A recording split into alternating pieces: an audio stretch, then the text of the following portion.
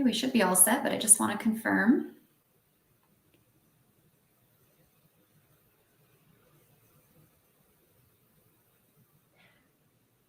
All right, we are good. We are live.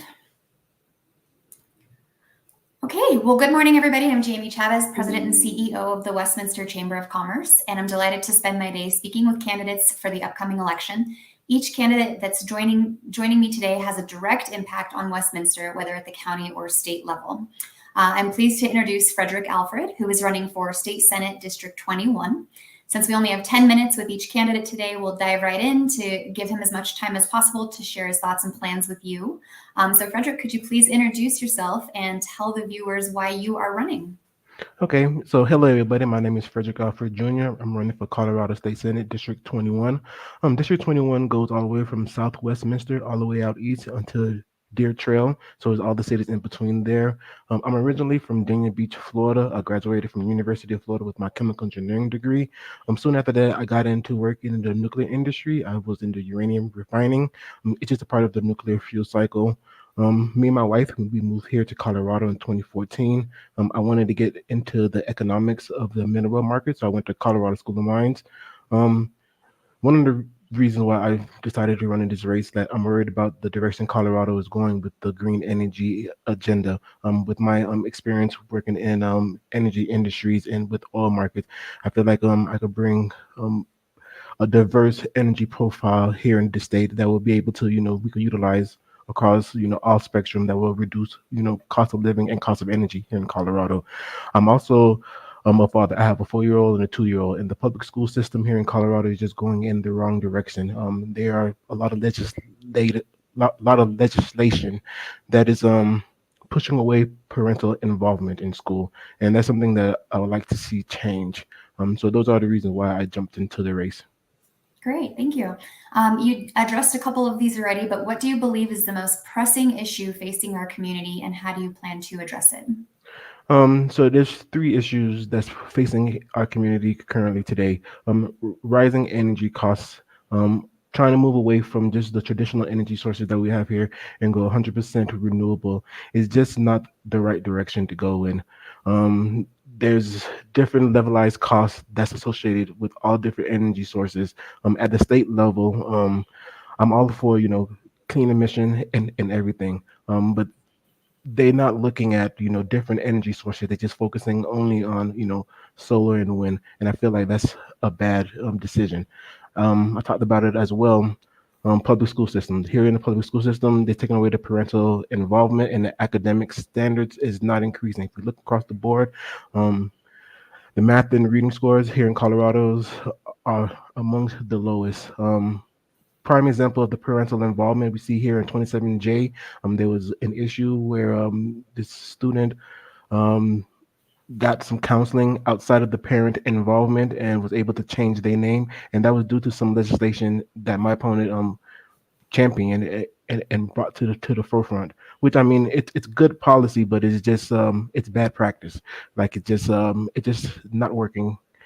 And the third thing is some of the sanctuary policies here in the state. It's really taken away some of the resources here on the state level for different programs and different activities, and I feel like we should try to eliminate that kind of system here in Colorado. Great, thank you. And how do you plan to engage with local businesses and the chambers of commerce to foster economic growth? I will attend meetings, attend luncheon, talk to different businesses in South Westminster, see what's the business landscape there, see what some legislation that's in place that's probably harming some of the businesses there, and see how we could, come to the middle ground so we can be able to, move the economic business in that city. Great. And what specific legislation do you plan to introduce or support that would benefit this district? So in District 21, something that I will do is for the eastern part of the district is the water. This is a lot of water issues that's going along there, water rights and being able to access to some of the water. So I will, probably champion some legislations over there just to, make sure that they have their water rights in store. As well, I was also put in place, energy sources. Look up all across the board, not just look at the green energy. So those are two legislation that I will try to push that will actually help the citizens here in District 21. Great. And how will you work across party lines to achieve meaningful change in the state legislature?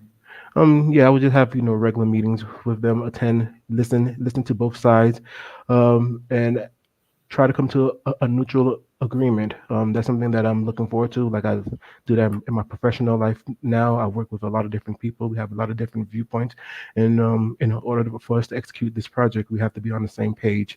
So we just be able to talk. It's okay to have our differences. Everyone's not going to think the same way, but it's making rational decisions. Great. What steps will you take to ensure transparency and accountability in your office? Like I will make sure that all the meetings are be able to have notes and everything so people could be able to know what's going on. If it's able, we could have some video broadcast. I know currently now they have chambers, that we could see when they're in session what's going on and listen to that. But just a little bit more transparency, like what's going on. You know, Sending out news letters, keeping everyone informed in the district, having town halls all across the district, not just in one key location, and make it accessible for everyone. Like we have a lot of Spanish speaking citizens here in this district. Sometimes they feel left out because there's no translator um, in some of these town halls, and that's a barrier right there. So I would try to, make sure that everyone feels inclusive. Great, thank you. And how will you ensure that the voices of local governments and residents are heard at the state level? Like I said, I will have town halls, make myself, available to everyone. I will be a new politician here in the state capitol. So just getting to know everyone, getting to know what's the needs and the wants. Those are some of the things that I would do. Great. Is there anything in addition to what you've mentioned already that would be considered in your top 3 priorities if elected? And how will they benefit our constituents? Um, Well, the three topics that I talked about are really important in our district, but there's one that came to my attention is our senior citizens. Um, they don't have the resources. If we look across the board in our district, if we go into the Eastern Plains and we look in like Deer Trail and Byers, sometimes they don't have the resources just to access to some of the things that we have here in the metro area. Um, I know that my opponent, she's real big on the mental health and everything, but if we look over there, there's not that much resources for them over there. They're lacking in broadband, so the telehealth is not as effective as you would think it would be here in Denver in the metro area. So that was brought to my attention, and I was like, wow, like they have no voice over there on the Eastern Plains. So that's something that I would try to do, like incorporate more, services for senior citizens, more, mental health services over there in the Eastern Plains because rural Colorado is really lacking, and we need to address that. Great. Well, we have just about a minute left. And so if there's anything else that you would like the voters and the viewers to know, now's your chance to let us know. Um, November 5th, please vote for me. I'm Frederic Alfred. I'm going to bring bright ideas, problem solving capability, and just bring new eyes on this landscape here in Colorado and for this district. If you want to learn more about me, you can go to my website for fredforcolorado.com. That's fredforcolorado.com. Thank you. Well, I appreciate you taking some time with us this morning, and thanks for everybody who joined. If anyone has any questions, they can follow up with you, but we appreciate you spending some time today. All right, thank you. Thank you so much. Have a good one. All right, bye.